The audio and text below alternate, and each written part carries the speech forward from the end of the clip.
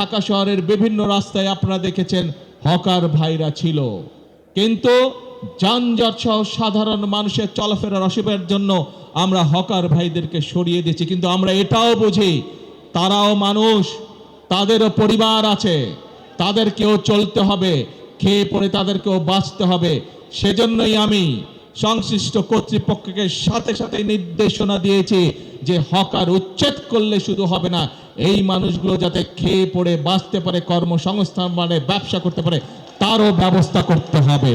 এবং আপনারা দেখেছেন এরই মধ্যে তার প্রক্রিয়া শুরু হয়েছে। আমরা জানি সকলকে হয়তো একসাথে আমরা ব্যবস্থা করে দিতে পারবো না, পর্যায়ক্রমিকভাবে আমরা ব্যবস্থা করব, কিন্তু ইনশাআল্লাহ আপনাদের নির্বাচিত সরকার অবশ্যই খেটে খাওয়া মানুষের কর্মসংস্থানের ব্যবস্থা করবে।